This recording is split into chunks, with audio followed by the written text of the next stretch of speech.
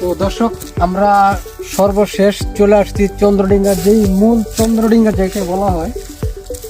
এই যে দেখতে পারতেছেন পাহাড়টা, এটাই মূল চন্দ্রডিঙ্গা। এই যে দূরে যে পাহাড়টা দেখতে পারতেছেন আপনারা, এটা হচ্ছে মূল চন্দ্রডিঙ্গা। আর যে চন্দ্রডিঙ্গা যে বিখ্যাত যে বট গাছ বলা হয়, এই সেই বট গাছ। আসেন আপনারা সামনে আসেন, বট গাছটা দেখতে পাচ্ছেন, অনেক বিশাল, অনেক বড় বট গাছটা দেখেন। তো এই যে বটতলা, আর এটাই মূল চন্দ্রডিঙ্গা। সামনে আসো,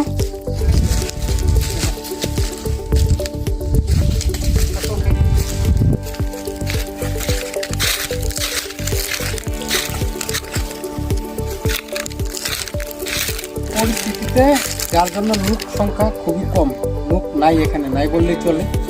কারণ দুই দেশের উত্তালের জন্য লোক এখানে আসতে পারে না, ব্যারিকেডের জন্য। আমরা আসছি অনেক গ্রামের ভিতর দিয়ে, যার জন্য এখানে সবসময় লোক থাকে।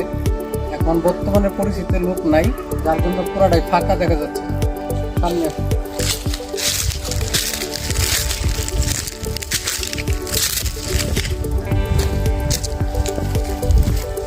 বটতলা, বিশাল বড়।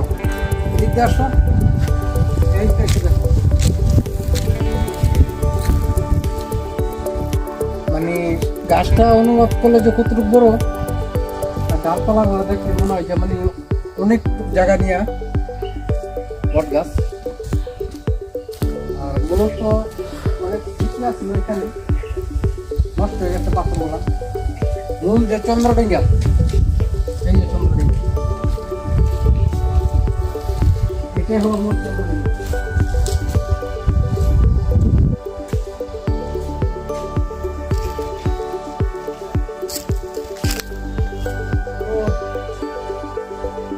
দেখতে পাচ্ছেন আপনারা, এটাই হলো মূল চন্দ্রডিঙ্গা।